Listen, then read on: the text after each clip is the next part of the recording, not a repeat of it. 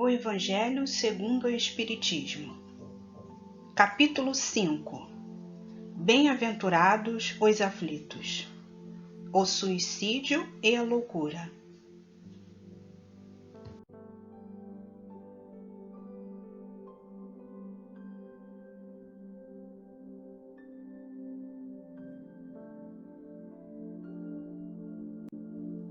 Mensagem. Todos aqueles que confiam em Deus, que lhe sentem a presença, que lhe aceitam os desígnios, que lhe ouvem a voz no imo da consciência, que bendizem o lugar em que Deus os colocou, que suportam dificuldades e tropeços sem revolta e sem queixa, na certeza de que se acham sob a proteção de Deus, que procuram servir ao próximo em seu nome e que esquecem as ofensas sofridas, lembrando-lhe a misericórdia, jamais cairão em qualquer vale do desespero.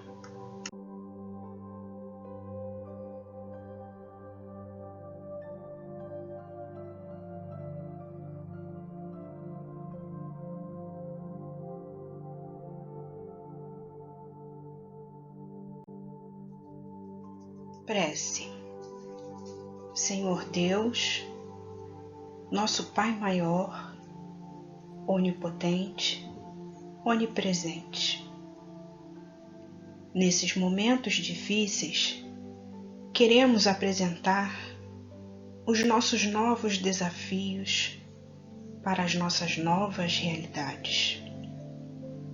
Aqui estamos, sem sapatos, sem vestimentas, sem roupas, mas somente em espírito, para limparmos a nossa alma, renovarmos o nosso corpo etéreo. Sabemos que nem todos se apresentam para esta limpeza energética, mas cada um tem o seu tempo, e novas oportunidades surgirão, pois o nosso planeta sagrado sempre se renova. Vamos nos abençoar e sempre levar bons pensamentos.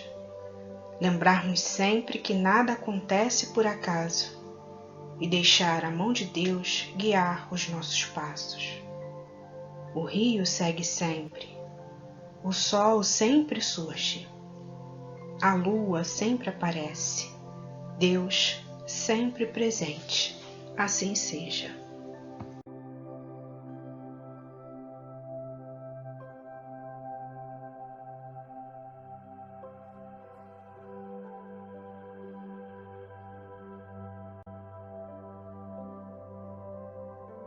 O Evangelho segundo o Espiritismo, capítulo 5, Bem-aventurados aflitos, o suicídio e a loucura.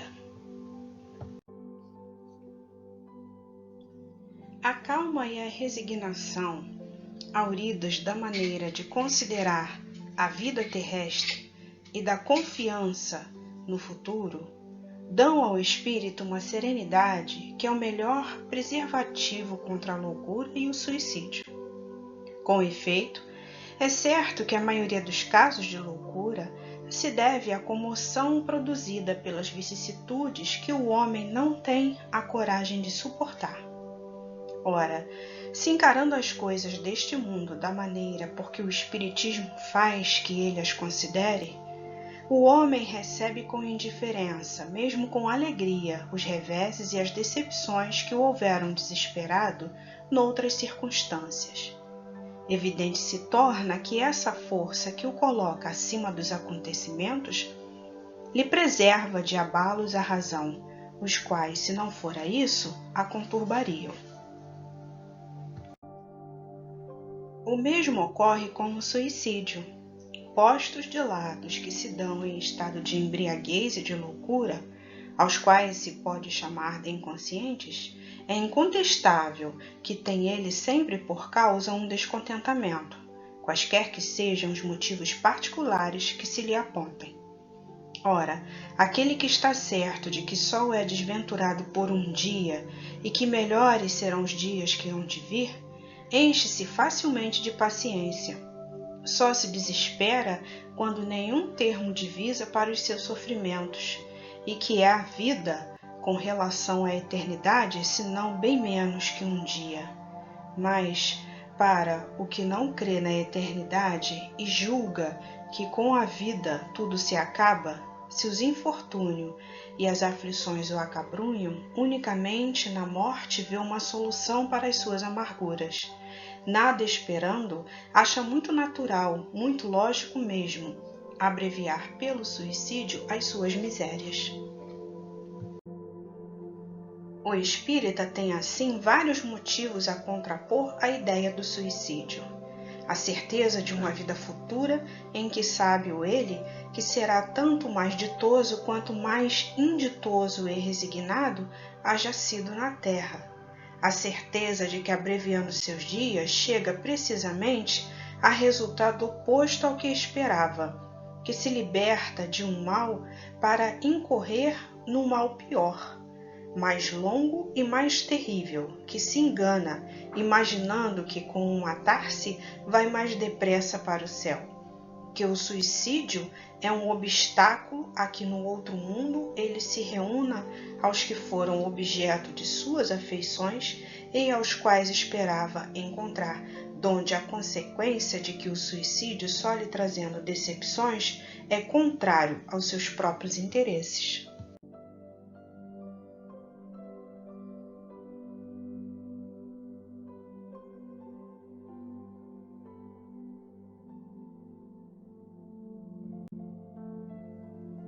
Comentário: o homem se suicida, excetuando-se os que se verificam por motivos de embriaguez e da loucura, quando se torna incapaz de raciocinar, por não ver saída para seus infortúnios a não ser a porta da morte que julga ser o fim da vida.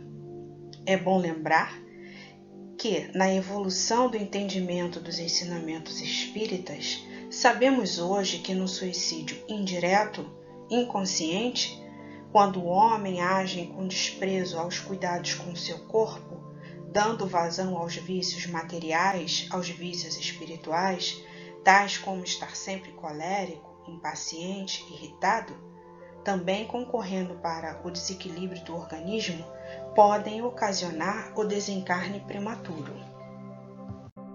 A doutrina espírita, demonstrando a continuidade da vida além-túmulo, com a individualidade consciente do espírito, com suas conquistas, com sua imperfeição, continuando a aperfeiçoar-se, retira o principal motivo do suicídio, acabar com a vida de sofrimentos. Compreender e aceitar que se desperta no plano espiritual como se é, com a mesma visão da vida, do mundo e das coisas, com as mesmas dúvidas e certezas, que a morte por si só não altera nosso modo de ser, de sentir, de pensar, é um motivo importante para afastar a ideia de suicídio.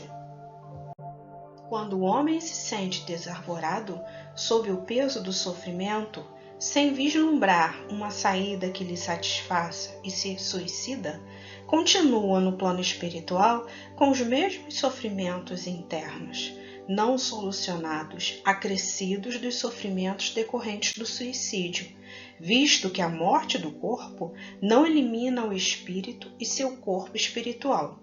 O que lhe parecia impossível de suportar continua dentro de si, e mais as consequências do ato provocativo da morte. A situação é nova, mas o espírito é o mesmo.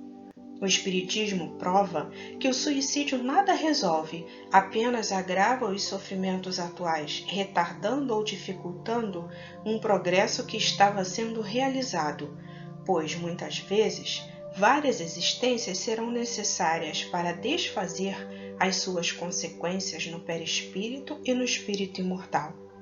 Kardec escreveu: a calma e a resignação adquiridas na maneira de encarar a vida terrena e a fé no futuro dão ao espírito uma serenidade que é o melhor preservativo da loucura e do suicídio.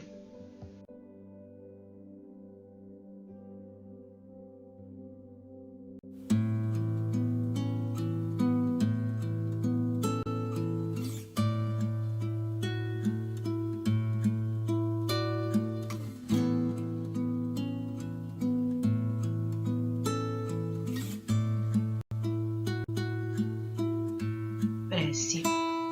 Eu sei, Senhor, que as dificuldades são inevitáveis.